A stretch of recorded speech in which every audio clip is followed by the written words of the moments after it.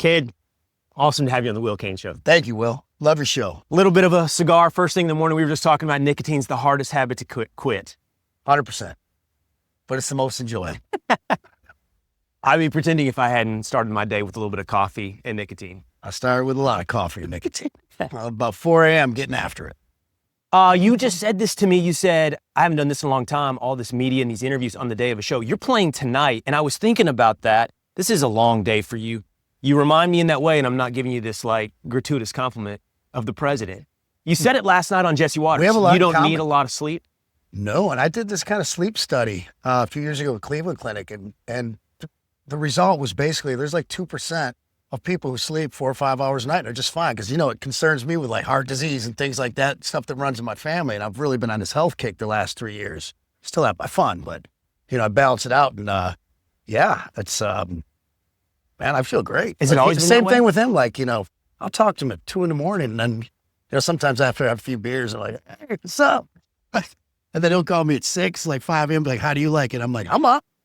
I'm ready to go. What percentage of the time when you dial his number does he pick up? 50%. No matter the hour? No. I know the best hours to get him at, which is really early.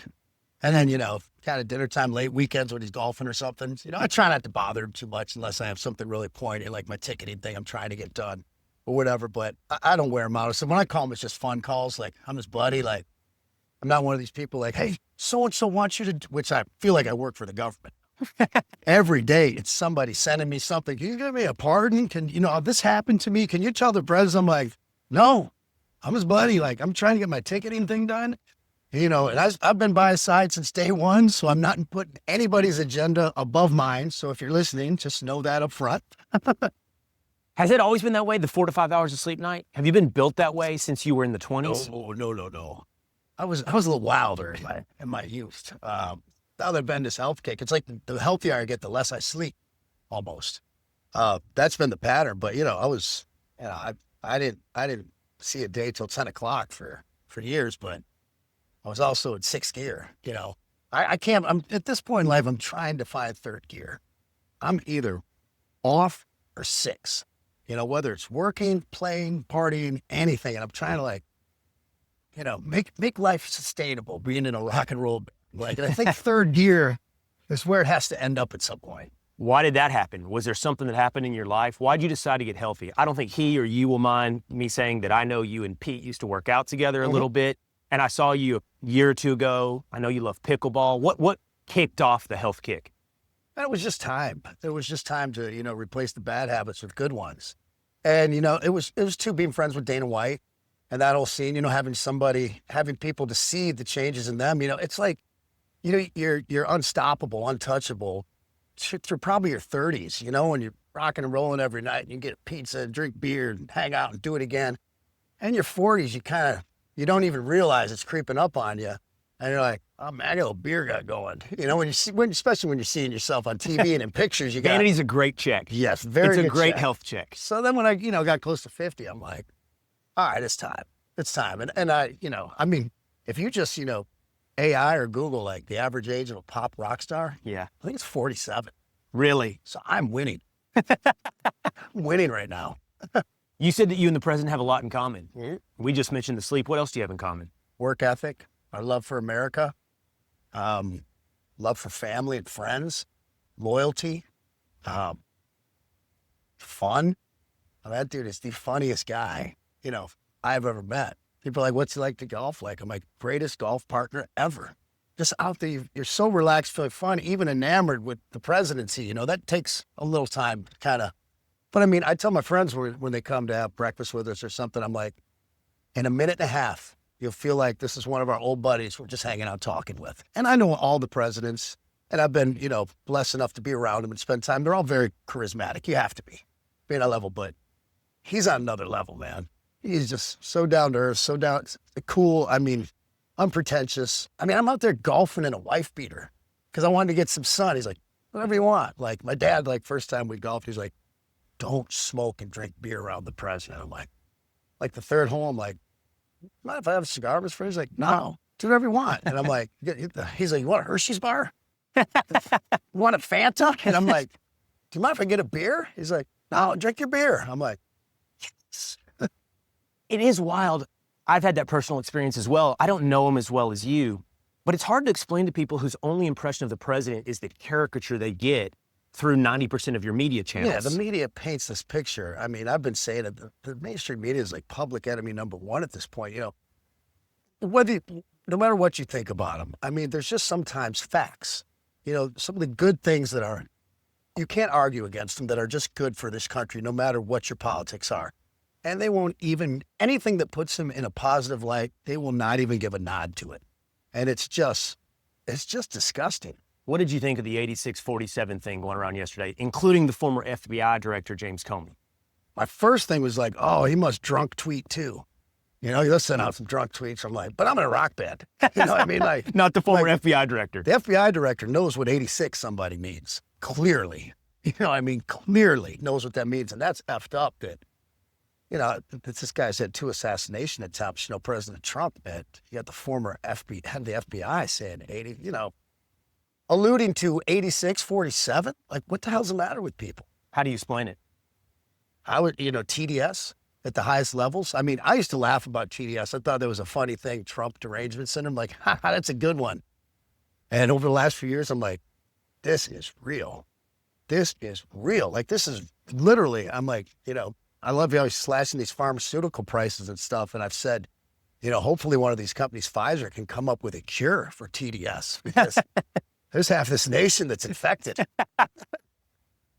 You said most people, when they meet him within a minute and a half, they see the charm, they see the personality, they see the real man. The realness. Yeah. The realness. Authenticity. You can't fake real. So did the over-under hit for you when you took Bill Maher to the White House? Over. I mean, it was, me and Dana just sat back and enjoyed the show. We had a front row seat to what potentially could have been the biggest poop show on earth. And you can, the president, you can talk like you want to talk. Okay. This is the Will Cain Show. The biggest show on earth. We had a front row seat, and it was just so, it was, the president, first off, was not too happy with me about lining this up. He agreed to it.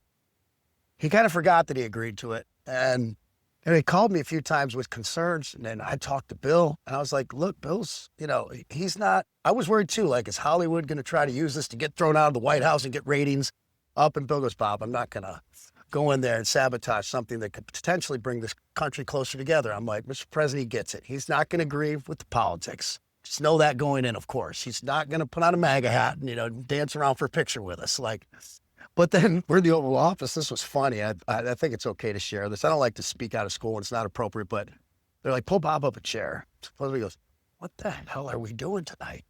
And I'm like, what do you mean? He goes, dinner's going to be fine. He's going to throw us under the bus. You don't need this. I don't need this. He goes, I just found out about this from Melania.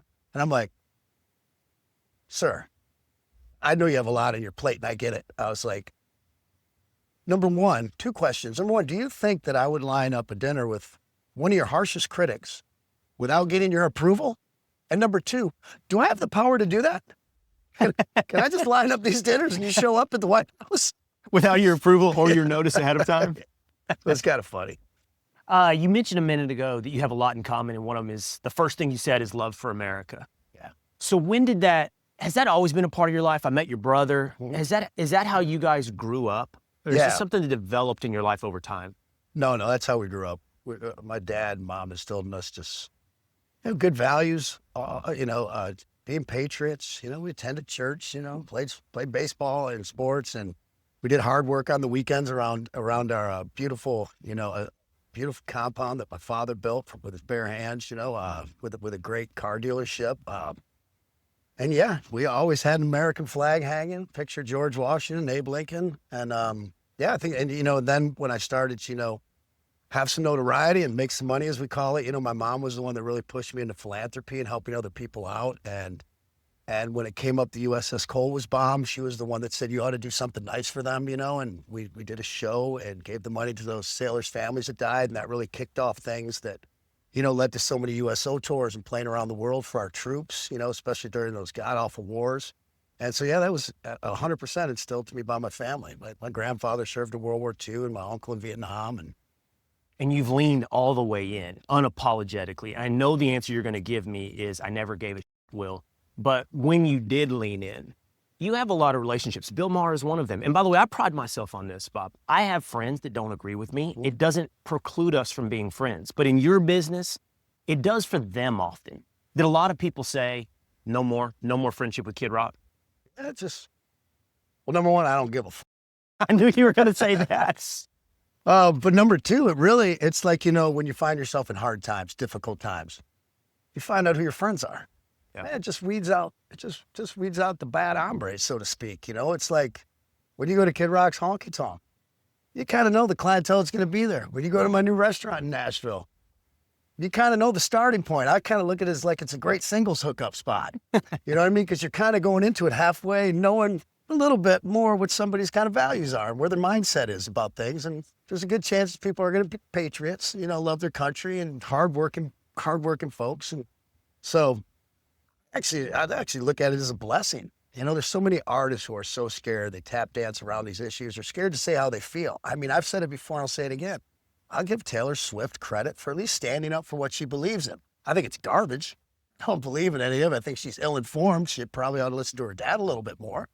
But, at the same time, she's got the balls to stand up for what she believes in, and I don't hate her for that. I don't agree with her wanting to be, I think a lot of her politics lie on wanting to be Hollywood's darling. I think that's a lot of celebrities. And I think for me, I don't know if, I hear you saying this, I think, to some extent as well.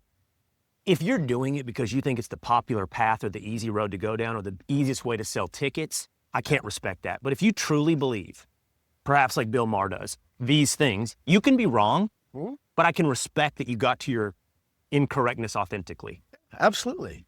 Real is real. Absolutely. You said last night on Jesse Waters when we were talking about some of these stars. Cue the coffee. It's okay. We roll through it. We're talking about Bruce Springsteen. You were talking about Bruce Springsteen with Jesse. And you said something like, well, Bruce has got a few good songs, but for my money, pound for pound, it's Bob Seger. Yeah, there's no heartland rock and roll. And I love a lot of Bruce Springsteen songs, Tom Petty, John Mellencamp. But for me, Bob Seger, not even just my friendship with him or being from Detroit. I just look at it pound for pound, note for note, songwriting for songwriting, singing, everything. There's great records. Bob did a Muscle Shoals and all over. Like, there's just nobody touches him in that space. I mean, not only am I his biggest fan, but I'm jealous every day that I'll never be that good. Well, when I heard you say that, it made me wonder. So you start out, and it's largely rap, hip hop where you start. Then comes the rock and roll. Over time, it's also brought in country. So I'm just curious, besides Bob Seger, either as a kid or now, who you look to and go, that's my inspiration? Oh, man, it's everything from Run DMC and a very early old school hip hop in the 80s. I could name hip hop artists for day in that space, but I'll just put Run DMC at the pinnacle. And then, my parents had such a great record collection of Bob Seger and the Eagles and everything from Elton John and Johnny Cash to Waylon Jennings. And it was so much different music. And then my sister and brother were into different stuff. And, hip hop is what grabbed me first. Probably it was just something that hit me musically that I loved, but it was also the rebellious of it. Yeah. It was lined up parallel with rock and roll. And as I got older, I really thought about it. I was like, in our lifetimes, and pretty much since the existence of music, if you don't go back to like Celtic music, in Europe and things like this, but American music, like everything was birthed by jazz music and the blues. And everything was a form of that, from rock and roll to soul music, R&B, country, everything. We didn't see anything else. I got to witness the birth of hip hop, which now has its fingerprints, like the blues and jazz, on every form of music that comes out, sometimes for the better, sometimes for the worse. But, so yeah, I've just always gone with my heart, and somehow was blessed to just, be a truth teller. And I learned that at a young age, and that's reflected in my music and my life. Don't you think it's interesting you said that you were drawn to hip hop in part because of its rebelliousness? I was too. I listened to rap. I listened to Run DMC. I listened to you. And rebelliousness is an appeal. It's what attracts kids to music. Don't you think it's fascinating that over time, our point of view, one that you and I share, came to be the rebelliousness for kids today? And it's wild because being a conservative became like but it's wild because you're actually in the majority and yet you're also rebellious. Yeah. I mean, I mean, once again, MAGA has just changed the Republican Party for the better.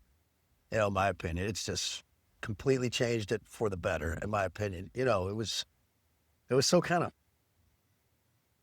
you know, there was no room for me in there as Kid Rock, you know, for a lot of years. I was, but there wasn't any room for me to be what I am now in the party, you know, with President Trump.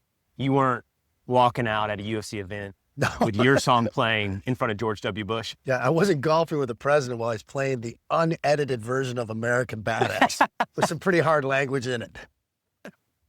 All right. Finally, I want to talk about this. Kid Rock, Rock and Rodeo. Okay. This is fascinating. And you've described it as P.T. Barnum meets the rodeo. And I love that on multiple levels that I want to explain to you, but I want you to explain to me what you mean when you say you're bringing P.T. Barnum to the rodeo. Well, first of all, you know, it was a thing, you know, that I did deal with the PBR to start a league. We're both owners of that. And they have a team's bull riding format that they started. And I was talking about I wanted to take rodeo to places that, like, I didn't have it in Detroit growing up. You know what I mean? To different places like that. Of course, we're starting it in Texas, which they're very spoiled in the world of rodeo and all things cowboy. And so we figured out, let's take the teams competition, try to franchise and sell those teams eventually and create something totally different, more drama, which cowboys and cowgirls don't like their rodeo being messed with too much. But after we did our first event last year, every one of these world-class, you know, cowboys and cowgirls, world champions came up to me and were like, that was incredible. We love it. I got their co-signature on that, which meant a lot. Then enter me, you know, my thing isn't putting the rodeo together. You know, I play a cowboy in a song. That's about it. I got some horses and some longhorn steers and some chickens. That's about it. I don't pretend to be a world-class cowboy in no level. But I said, I want to, you know, P.T. Barnum this up. I want there to be shenanigans and entertainment at the highest levels. Like, the format has always been, if there's a music component, it's the rodeo and then a concert.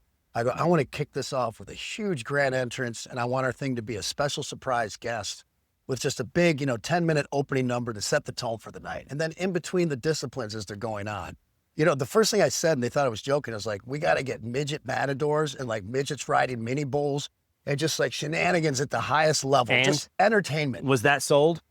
They were kind of laughing. I'm like, no, I'm serious. I'm like, we need shenanigans at the highest level. Entertainment that's just fun for the entire family. Yeah, it's edgy and it's pushing the boundaries, but it's just fun. Like, somehow sports has gotten so serious. And I mean, you look at what the Savannah Bananas are doing and baseball. And I was like, and I actually just had this meeting. I go, this is what I'm screaming about for 2 years. You know, I've been following the Savannah Bananas too.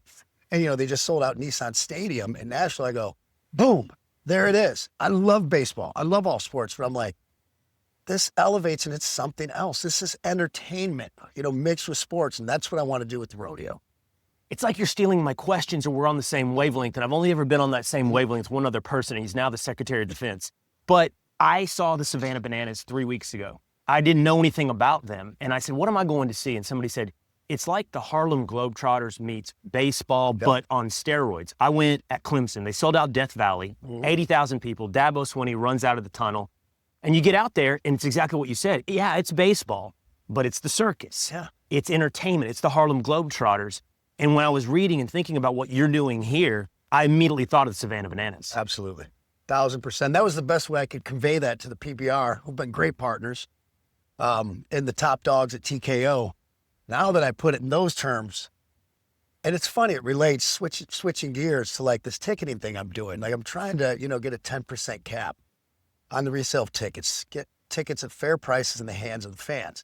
And it's been a little tough to, you know, even though the president's moved the ball farther down the field than anybody with his executive order and brought this issue to the forefront and directed the FTC and DOJ to look into this, it's hard, you know, selling them on something that's a little bit anti-capitalistic, you know, because we're both capitalists to the bones. But when the people are getting screwed, I go, this lines up with what you're doing with pharmaceuticals. Exactly the same thing. You know what I mean? Like, why can't somebody sell a pharmaceutical for whatever money they can get in America? That's capitalism. Well, when it goes too far and people hide under the guise of capitalism, somebody needs to step in. This is where regulations actually make sense, not crippling small business, protecting the American worker, the American consumer. So, you know, it related very easily to them like that. I think we got a good shot at getting it. Tell me more about how that's going, in that I covered it this week on my show the potential of capping prices of pharmaceuticals. And it is a tension. It is a struggle because you say we are a free market and you and I, we believe in capitalism. If the price of something is the price of something, that's what the market bears. But something happens in a few markets where it gets warped and it doesn't reflect a true market. Maybe it's instead of capitalism, it's corporatism. But how do you reconcile that and explain and get it where you want when it comes to tickets and a reasonable price for the fans? Exactly what I said. I mean, I don't claim to be the smartest guy in the room in the issue on this. I have the loudest voice, and I've been, working on this and studying it for probably 20 years, along with some other artists we really want to get the ticket prices into the hands of the fans at the prices we set. I mean, what other business doesn't control their inventory? And Ticketmaster, I've been in business with them in Live Nation for years, and Live Nation's been great in a lot of ways, but I'll say it again, if they lose their company, get broke up, I'm not going to shed a tear at all. They've been very bad actors in that space. And they'll blame it on competition, this, that, and the other, or its lack of competition, because it really is a monopoly. And I know the DOJ is looking into that. I've spoke to them about it. I could end up testifying. I don't know where this thing goes, but, I'm also at the point where it's like, okay, if you kill Ticketmaster, like I said, I'm not going to shed a tear, but it doesn't solve the problem. I want to solve the problem. And the best thing it's like an airline ticket. If you buy an airline ticket, you can't resell your airline ticket. Right. So can we do tickets like that? I mean, I couldn't go to Ticketmaster anytime during my career and say, okay, what's the deal with the building, this, that, and the other? What do you guys got your ticket prices and fees at? Okay, it's 10,000 seat building. I want to give you that money and buy those 10,000 tickets. Right. Then I own my inventory and I'll resell them. No, we control that. It's so much conundrum. And this isn't just in ticketing. It's the whole music business. It is the most evil business on earth. And if I can get this ticketing thing done, I'm like, I might put the record companies at my sites next because they've been terrible actors too. What business do you know that it basically gives you a loan? You go and get a record deal for a loan. Yes, they do a lot of promotion, things like this. They charge it all back to you. So you repay that loan and then they take 80% of your profits.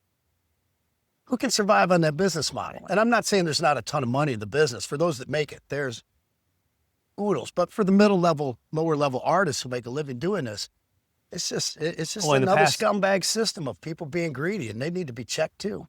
But their value has also declined, right? In the past, the purpose of the record company was distribution and promotion, both of which you now control.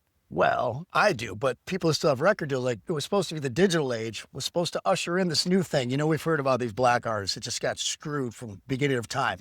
And most artists, and you're like, okay, this digital age is going to bring us to a 50-50 spot, at least. Nope. They just figured out how to put another page in the contract and screw you again. All right, last thing, you're well beyond this now.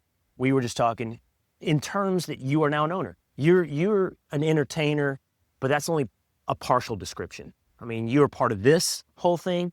You've really crossed over. You're an entrepreneur. That sounds funny. Entrepreneur, Kid Rock. That's going to be a tough sell. I don't think so, man. I don't think so. It's part of what you've been from the beginning, a rebel and a visionary. Your music is unique, and now your business is unique. One of the best compliments I ever had was somebody said that I'm disobedient but decent. And I like that. And I've been very fortunate. My father was a very smart businessman. Although all the advice he'd given me through the years I went against and it worked out pretty well. But I still have some gene in me or something that, is giving me that ethic of hard work and trying to be intelligent about things I'm going to talk about or changes I'm going to make, like in ticketing or starting a business or being a partner in a business. So, I like to be on time. I think that's our biggest commodity. Start there. I'm a great guest. I take my plate to the sink and make my bed, so I get invited back. And when I'm a partner in a business or something, I work my ass off and give it 1,000%. And you'll see it here at the Rock and Rodeo. Thank you, man, so much. Thank you, Will. Love your show. Thanks for so much time. Thank you, man. Whoa.